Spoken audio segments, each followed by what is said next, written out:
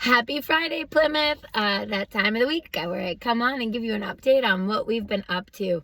It's been a busy week with briefings and meetings and all kinds of things. So here's some of what I have been up to. So started the week off really strong with the Children's Business Fair. I have the honor of being a mentor at Plymouth South Elementary, which is where I went to school.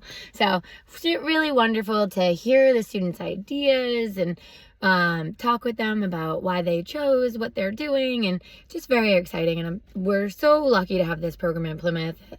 Plymouth Foundation, as well as the Plymouth Chamber of Commerce, have been doing. So it's exciting. I believe March 9th and March 12th are the days of the fair. So make sure you head on over to the fair on those days, but I'll make sure we share some information before then.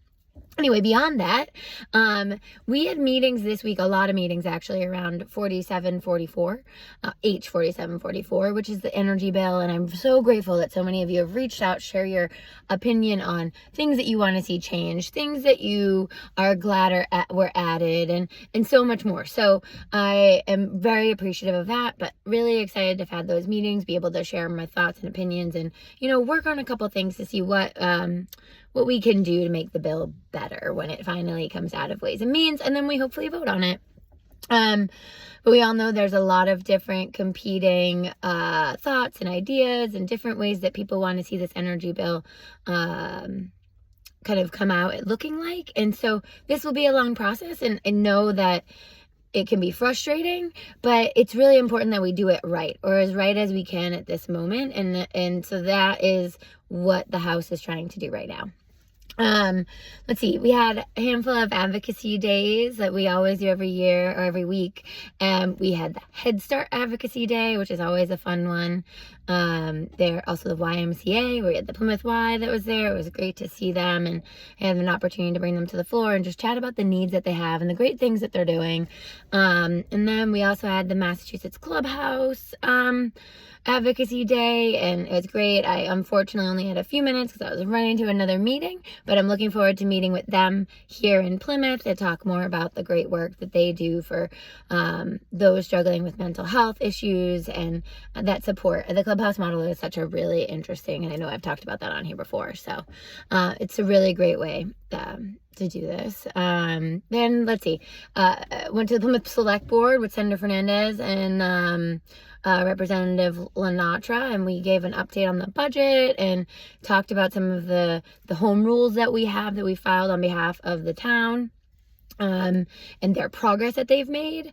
We've also discussed issues like, as we all know, school transportation is something I am always talking about, funding for that.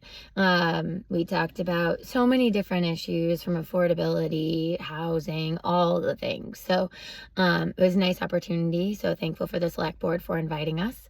Let's see.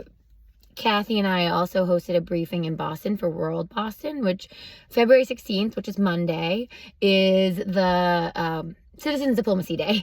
And so we held the briefing this week in honor of Citizens Diplomacy Day with World Boston, so that we could share with our colleagues and those around the state that how they can get involved in World Boston, how they can highlight programs and things that happen in their communities.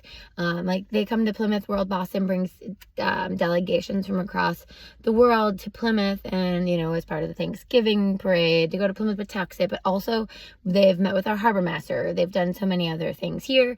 They go to Mass Maritime, which isn't in the district, but obviously right next door. So it's a great program, and we wanted to highlight that, and we'll have more about that coming on social later. What else? Oh, really exciting. Plymouth has its first family homeless shelter.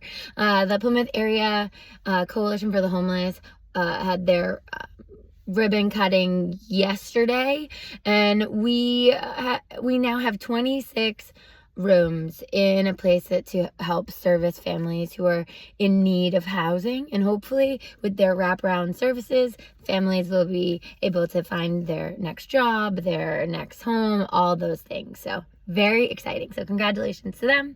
And then this morning I was at Massasoit Community College for their legislative breakfast, talking about the needs that they have, and so much more. So that's kind of some of what the week has. We're getting up on 5 minutes. So I hope everyone has a wonderful weekend. Happy Valentine's Day. Happy Galentine's Day. And I look forward to seeing you around the community.